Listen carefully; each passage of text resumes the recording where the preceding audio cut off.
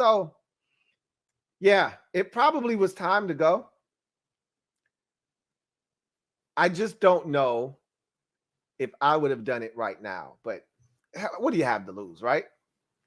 If it doesn't work, I'm going to say this once more, and then we're going to move on. If it doesn't work, all of you who said it can't get any worse, because it can.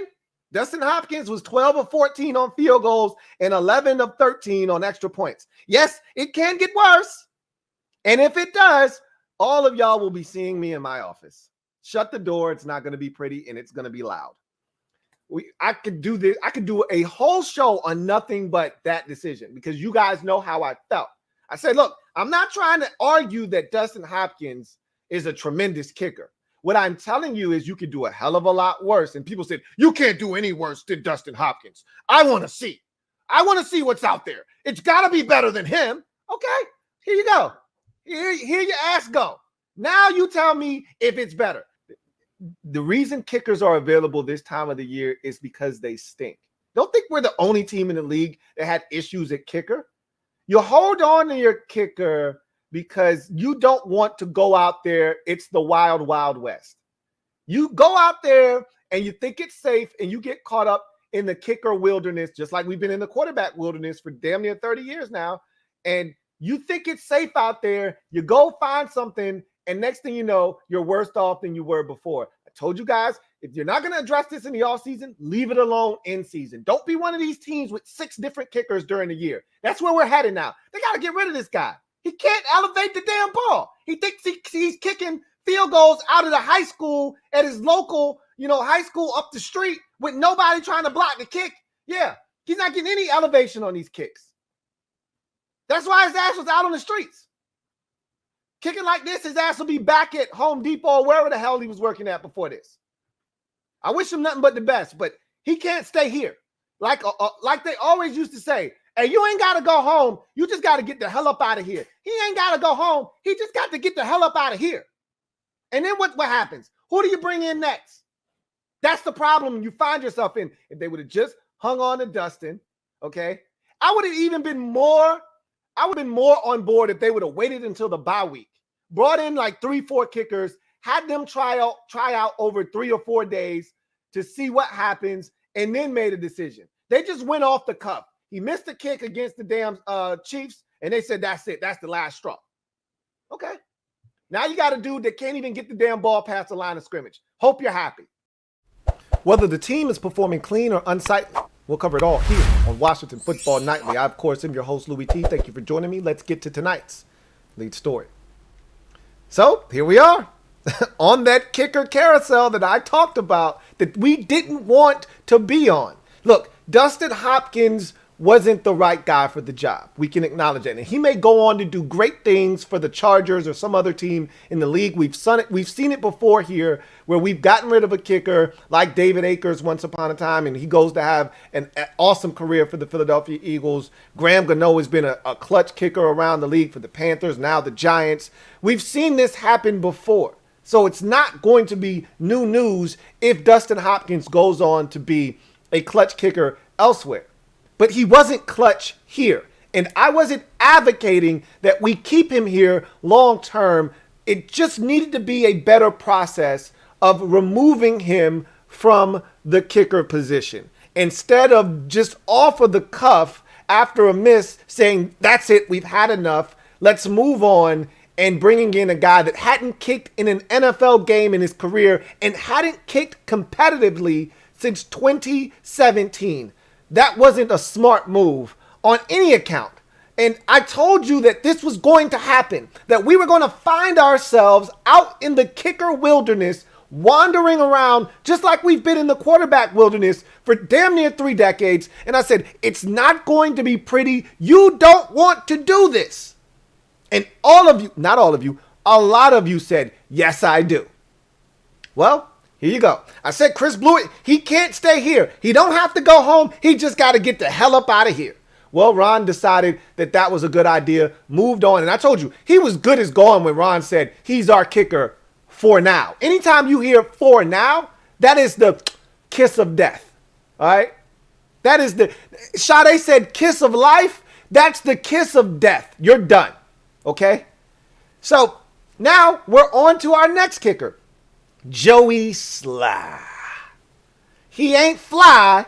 He's just another guy that happens to be named Joey Slye.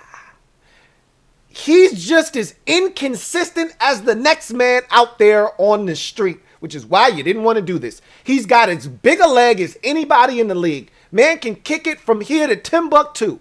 All right? You can send him out on the field for a 62-yard field goal, and he's got the leg. He just doesn't have the accuracy. You can send him out there for a 54-yard field goal, and he'll make one. He'll make two, but he'll also miss a 46-yard field goal. He'll also miss a 39-yard field goal because his accuracy is just as spotty as the next street kicker that we'll have to go through before this season is done. Joey Slye's been on 19 rosters just this season.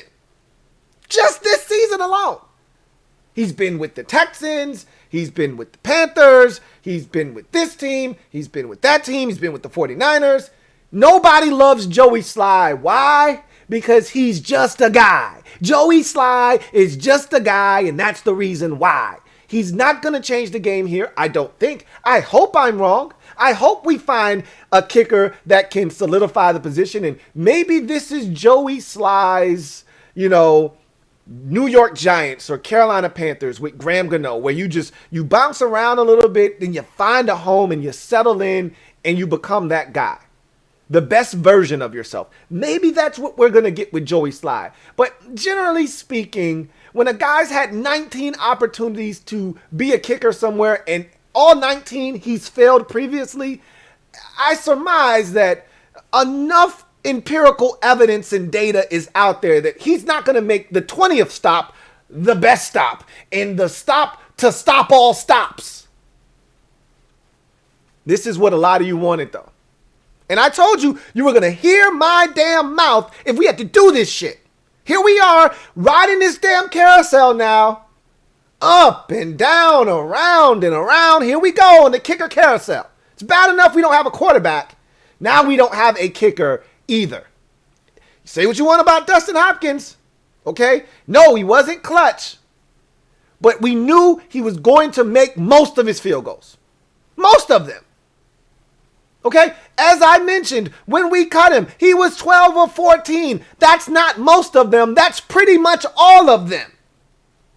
But that wasn't good enough. And I get it. But now we have kickers where we don't know what the hell we're going to get. We close our eyes, keep one halfway open, and we just hope and pray that one, it's not blocked, and two, that it finds its way between those two yellow goalposts. Well, again, this is what you guys want. And I tried to tell you, as a wise man once told me, this ain't what you want. You want a new kicker? This ain't what you want. You want to get rid of D. Hopkins? This ain't what you want. I said, this ain't what you want. You're going to go down a very scary path. I've been there before. You don't want to go. Let me help you. A lot of you are like kids. As adults, we try to tell the kids, we try to school the youth of America, and we try to give them knowledge and impart some of our wisdom on them. And we say, hey, we've been through this. You don't want to do this. Let me help. Let me give you this game that I got to share. And the kids are like, nah, I want my own experience. I want to fail on my own. Okay, fine. Knock yourself out. I tried to stop you from failure. Who wants to fail? If you can avoid it, why not? Ron knew better than this shit. I'm disappointed in Ron because Ron was holding steadfast to his belief, and he knew in his mind. And he even came back and said it last week or the week before last when he said, when you get a kicker this time of the year on the streets, he's on the streets for a reason. It's hard to find consistent kickers out on the streets. Well, duh, Ron, that's the reason why I told you don't do this. And that's the reason you didn't want to do this. But that one against the Chiefs, that was just too much for you to bear. Because you thought you had a chance against the Chiefs, and that changed the whole game. And that pissed you off. See, I had to do something. No, you didn't have to do something in that moment. You could have waited. You should have done something in the offseason. But Here we are. Joey Slye's here. And I'm just telling you, he's just a guy. His name just happens to be Joey Slye. He's jacked. He's beefed. He can bench 370. But he can kick it a mile. He can kick it a country mile. I'm just not sure where it's going to go. And generally speaking, I've watched enough Joey Slye to know more likely than not, I know where the ball's going to go. It's going to go just slightly outside that right upright. Ah, almost had it. Fiddlesticks. Don't think that shit's not going to happen this upcoming week against Tampa. Don't think he's not going to miss a kick or two in that game. Especially if we trot him out there from 55, because Ron's going to be tempted because he's got a big enough leg to do it. Ron knows this guy. He was in Carolina with Ron. Go figure, right? Surprised Ron didn't go to him first. He probably was already on the NFL roster more likely than not. Because Joey Slye's always on someone's roster. It's just not going to stay there. Just like he's probably not going to stay here. But what are you going to do? Just next kicker up, I guess, right? That's what we seem to want to go through. Meanwhile, Dustin Hopkins is doing Dustin Hopkins things. Missing extra points, but kicking the game-winning field goal.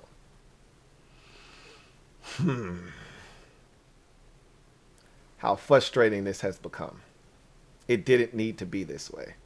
Again, I'm on board because I know Joey Slye's got a leg and at least he'll get it over the line of scrimmage. At least it won't get blocked. It's just probably not going to split those two yellow posts. That's the problem. But at least we'll have a chance. And we couldn't say that with Chris Blewitt. And we all know what's going to be said. Oh, he had a chance, but ... You finished the sentence. I'm not going to do it. I'm not going to waste my breath. Who didn't see that coming? I told you that wasn't the move. There were so many guys out here. He wasn't it. But Ron wanted to give the young man a chance. He did. And just like I wanted to see Taylor Heineke, Ron wanted to see Chris Blewitt. And you fill in the blank. In other news, so the weekend featured a big-time matchup. A lot of you told me after the loss against the Denver Broncos, hey, Matt Corral versus the young fella out at Liberty, Malik Willis. Liberty. Should be a good one. We should be tuning in. We need a quarterback. One of these guys will be available. I said, you know what? I haven't been introduced to Malik Willis yet. I know what Matt Corral is, but I'll never turn down an opportunity to see Matt Corral in action.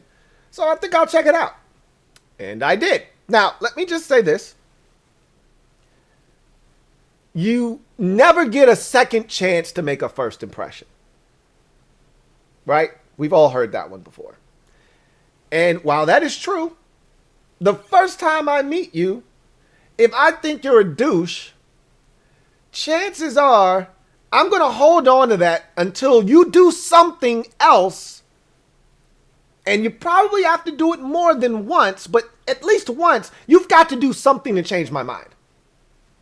If I meet you once and you give me douchey vibes and I walk away saying, man, that guy's an ass, I'm going to think that you're an ass until you say, hey, the first time we met, it was under some really wild circumstances, and I apologize for my behavior. That's not who I am. And it's a sincere apology, and then I go, okay, maybe he's not an ass, but I've got my eye on him. I don't quite trust him. And then the next time I meet you, you're pretty cool, and the time after that, you're pretty cool. Then the narrative starts to shift. Malik Willis's first impression for me was, wow, this guy stinks. Now, let's put all of the factors out on the table. His offensive line is terrible. Terrible. And I haven't watched any other Malik Willis games, but apparently this is what he has to do all the time, run around for his life. But again, he's not playing SEC defenses. Speaking of which, the next factor is Liberty. They haven't seen SEC defenses, even though Ole Miss doesn't really qualify as a top caliber SEC defense. It's going to look like Murderer's Row to Liberty. That's for damn sure.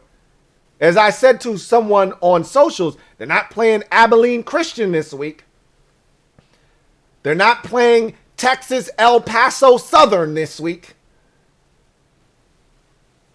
Not playing James Bishop Christian this week. No, the Liberty Flames are stepping it up to the big dogs. Didn't quite look ready. But one game doesn't make or break a prospect. Now, it goes into the process of determining whether you love a guy or you don't. And when it's the biggest game you've ever played in your collegiate career, it goes a long way in determining how people feel. Because generally, how this process goes when we're talking quarterbacks is there's a body of work, okay? Just like if you were in school, right? Your whole semester is your body of work. Your final grade for the semester is a body of work. You've had some tests, some quizzes, some classwork, some homework, participation grade, and there may even be an exam.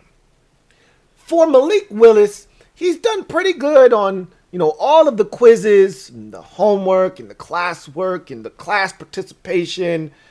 All of that looks good. Solid A across the board on all of that stuff. But this was a test. You could even qualify this as a final exam. And you didn't do so hot. 3 interceptions. Yeah. Don't really know if I would classify that as a really good performance. But the other grades are really good. But this one weighs more, right? Because it's the final exam. It's a test. It weighs more. It's going to bring your grade down, but it's not going to fail you. Because the rest of your grades were extraordinary. He's got talent. There are more tapes to watch. But this was his biggest test. And he failed. I'm going to watch more Malik Willis. I'm not going to stop here and just say, well, he can't do it. But I'll tell you this. The last 5 or 6 really good quarterbacks that have come into the league over the last 3 or 4 years. You're talking Joe Burrow. You're talking Justin Herbert. You're talking Baker Mayfield. You're talking Josh Allen. Talking Deshaun Watson. You're talking about Kyler Murray, etc., etc. All of those guys share one thing in common. As their collegiate careers progressed, they got better, and in their biggest games, as they progressed, they played their best games. I remember thinking, Baker Mayfield isn't all of that, man. Oklahoma stinks and defensively, and they play in the Big 12. What did he do? And then he goes and plays in the Rose Bowl versus Georgia in his final collegiate game, and he was effing spectacular. And even if you didn't love him before, and you made excuses as to why, you couldn't deny that this guy can play some ball. After watching him do what he did to the Georgia Bulldogs, who would eventually go on to play in the national championship game. I wasn't a Justin Herbert fan, but he got better every year, and he finished up his career with a win in the Rose Bowl. Leading his team, rushing for touchdowns, throwing the football, doing everything right, and getting that win. He was spectacular in his final collegiate game.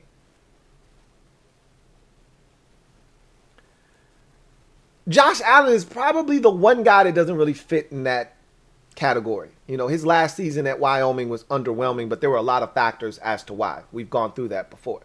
But Kyler Murray, same thing. You look at Kyler Murray, yeah, they got walloped by LSU. Everybody did that year in 2019. He got walloped, right? But no, that wasn't him.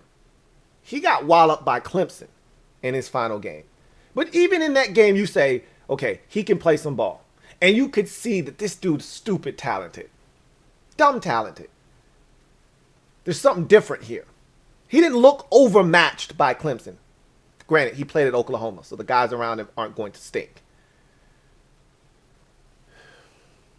Even Zach Wilson, in some of his biggest games. That was the thing about Zach Wilson that scared me. And I'm a Zach Wilson fan. But I said, in his biggest games, he didn't always look great. When he played his best competition, when he played against Utah and those elite defenses, guys that were going on to the NFL, and there were that Utah defense he faced in 19 and then again in 20 or 18 and then 19, I should say, they were littered with NFL players. Probably 9, 10 guys from those defenses collectively in those 2 years went to the NFL.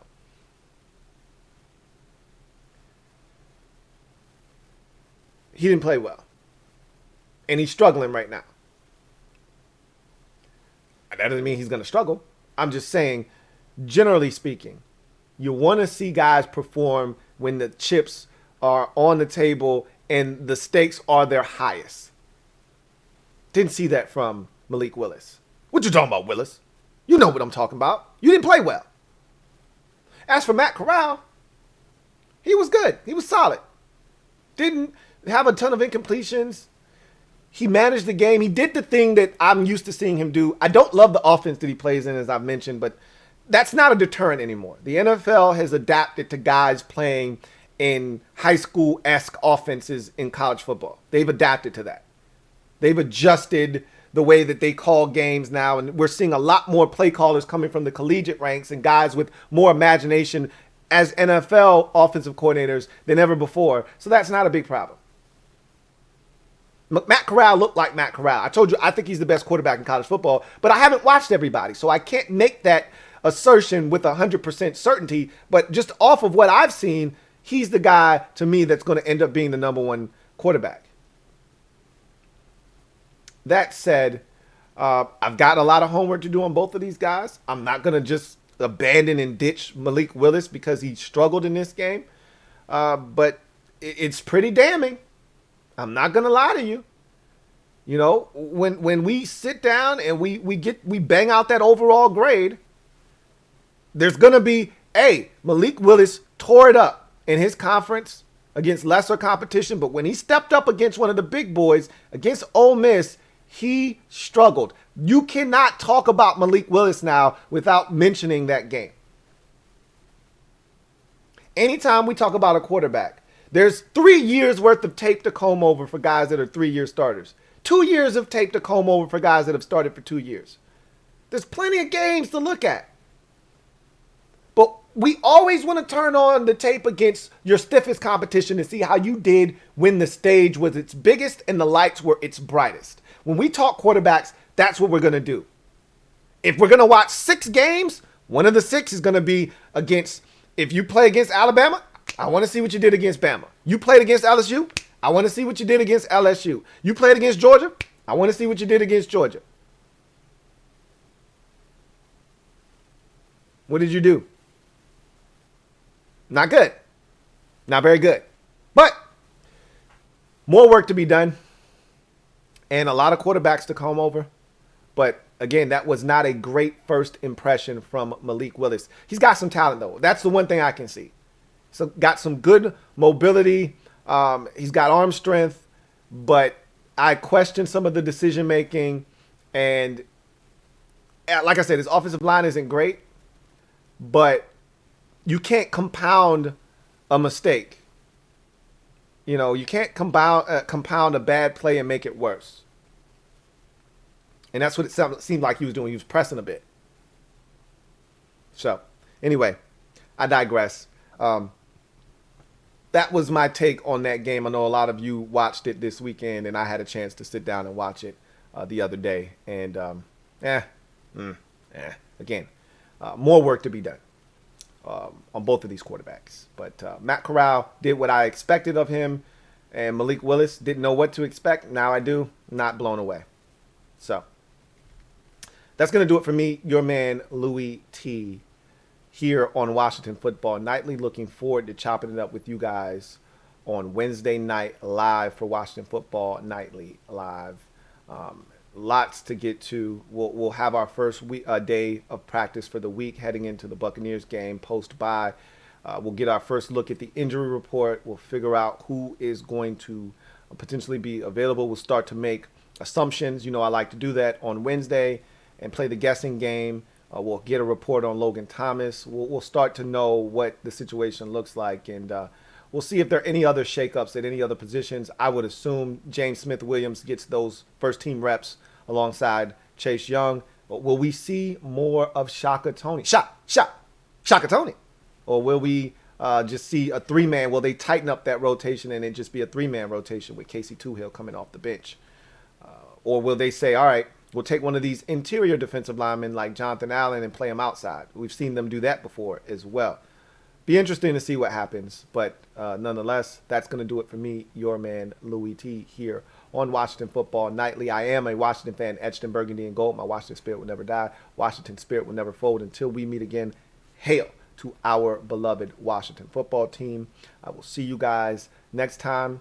Have a good one. Here comes the diesel. Here comes the diesel. There's the snap, hand to Riggins. Good hole. He's got the first down to the 40. He's gone. The 35, the 30, the 20.